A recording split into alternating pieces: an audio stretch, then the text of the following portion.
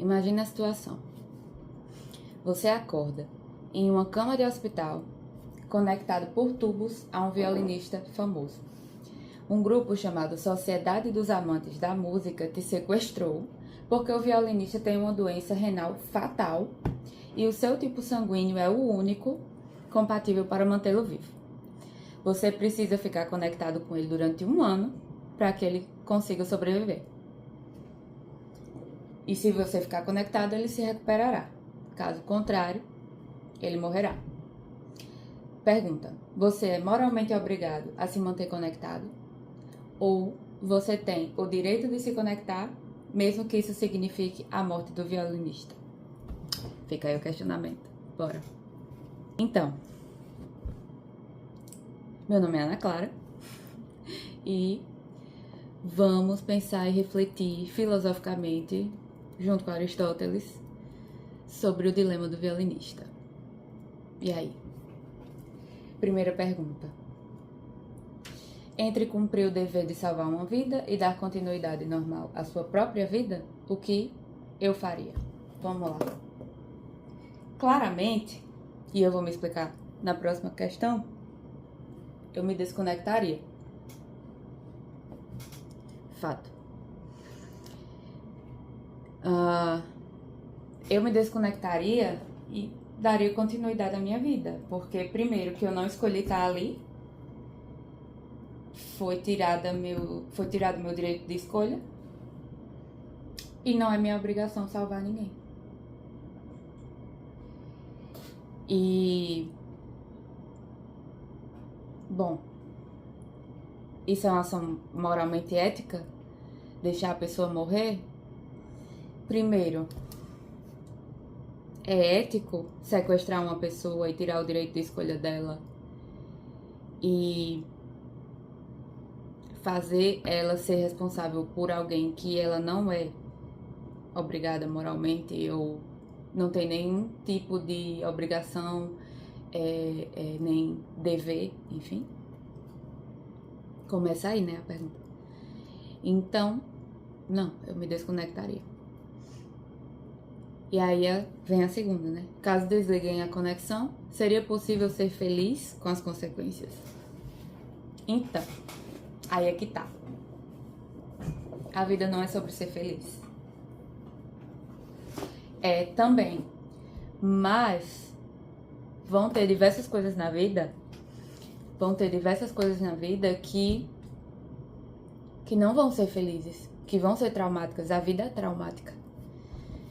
Então, a vida é isso. Dias bons, dias ruins. E até momentos bons e ruins no mesmo dia. Mas a vida, a felicidade da vida tá quando esses momentos bons são mais significantes do que os momentos ruins. E aí a gente acaba que não pesa tanto os momentos ruins. Felicidade seria isso. Mas não existe a felicidade plena. Nunca vai existir. Sempre vão ter os momentos de tristeza, sei lá, solidão, arrependimento, vergonha, medo. São sentimentos humanos que a gente vai viver, presenciar não, que a gente vai sentir a vida toda. A felicidade é um deles. Então, não existe a felicidade plena. E outra, a gente tem que viver com as consequências dos nossos atos.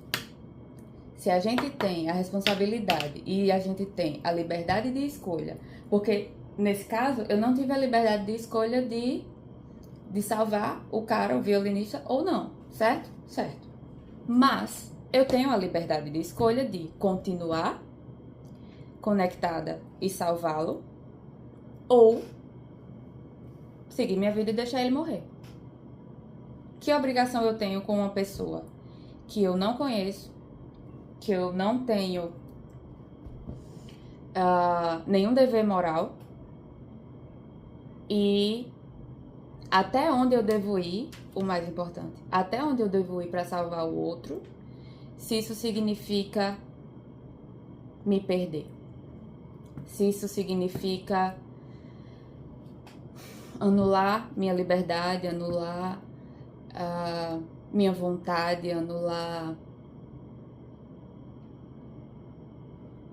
minha vida e entregar a minha vida a outra pessoa. Que direito a outra pessoa tem sobre a minha vida? A vida é minha, o corpo é meu. Então eu tenho o direito de escolher. Porque é aquela história. No momento que a sua liberdade interfere na liberdade do outro, aí tá o limite. Então, é isso. Outra questão. A vida, ela é feita de momentos bons e ruins, certo? Certo, já estabelecemos. Então, passar por um trauma de ser sequestrada já é um momento ruim, bem pesado. Passar por um trauma de ser sequestrada. E aí, se manter nesse trauma e se manter numa situação de se doar para uma pessoa que eu não devo nada, que eu não tenho nenhuma ligação moral, afetiva, enfim. Se manter numa situação de se doar para uma pessoa que é uma ligação com o trauma por um ano, é um evento muito traumático e muito pesado na vida de uma pessoa. Então, na somatória dos momentos bons e ruins da vida, isso não pesaria muito mais? Isso não me destruiria muito mais enquanto pessoa? A meu ver, sim. Pra mim, sim. E isso aí não é uma verdade universal. Porque na minha vida, na minha visão, isso me destruiria enquanto pessoa. Né? Perder minha liberdade, perder meu senso de si até, em prol de salvar a vida de outra pessoa. Até que ponto a gente tem que salvar o outro se isso significa se perder? O que vai sobrar da gente se a gente for salvar todo mundo? A gente tem que primeiro se salvar, a gente tem que primeiro colocar a máscara na gente para depois salvar o outro. Então, não, a balança, a conta aí não fecha. Porque eu não estaria sendo justa comigo se eu me mantesse nessa posição que me traria sofrimento e me anularia e me perderia e perderia meu senso de si, perderia meu propósito de vida, perderia minha liberdade, limitaria minhas escolhas. Eu seria jogada num caminho que eu não escolhi. Então, como é que eu posso ter responsabilidade pelas consequências de uma escolha que não foi minha? A responsabilidade aí não é minha. Se eu tivesse escolhido salvar a pessoa, é uma. Lide com as consequências dos seus atos. Mas não.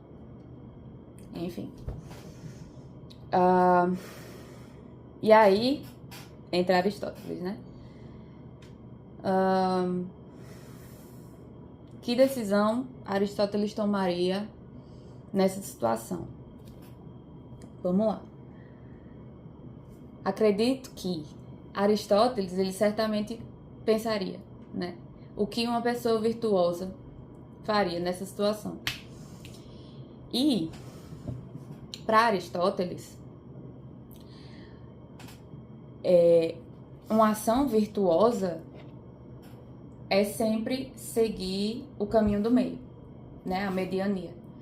Então, ele com certeza ponderaria muito bem os dois lados, né? As duas situações. Por quê? Outra questão sobre Aristóteles. Para ele, o ser humano toda ação do ser humano deve ser baseada na razão. O ser humano é racional, animal e político. Racional porque toda ação é baseada na razão, na inteligência da situação. Animal porque somos seres no nosso íntimo, animais que temos desejos, vontades próprias e tal.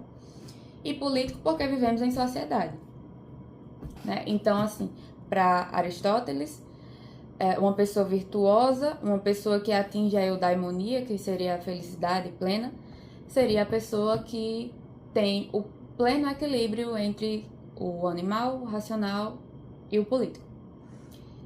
Então, certamente ele pensaria muito sobre a situação, né? Ponderaria muito sobre a situação, tanto as consequências de se desligar ou não, e seguiria pelo caminho mais virtuoso, né? Certamente ele indagaria se manter-se conectado do violinista iria deixar ele mais próximo ou mais afastado do seu telos, que seria sua razão de ser no mundo, né? Seu lugar no mundo, não, seu propósito, né? Como chamamos. Então, certamente ele indagaria, né? Eu salvar essa pessoa, me manter nessa situação que me foi imposta, me aproxima ou me afasta do meu telos, da minha razão de ser no mundo? Com certeza ele se perguntaria também se manter nessa posição, conectado com o violinista, iria aproximar ele ou afastar ele de uma vida virtuosa, coerente com os seus propósitos, equilibrada, né?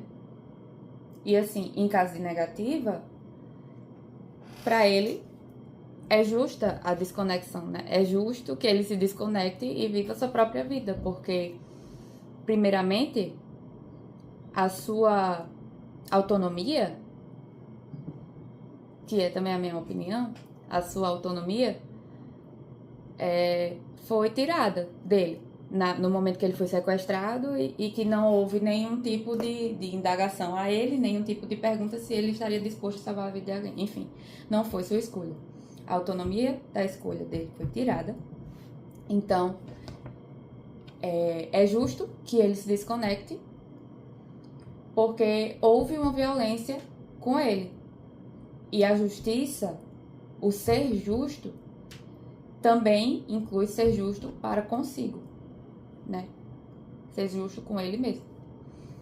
Se ele está se anulando nessa posição, se ele está vivendo em função do outro para com o outro, que ele não tem nenhum dever moral, que para Aristóteles isso é muito importante, a questão do dever moral, que o justo é o justo quando é dado a cada um o que lhe é devido.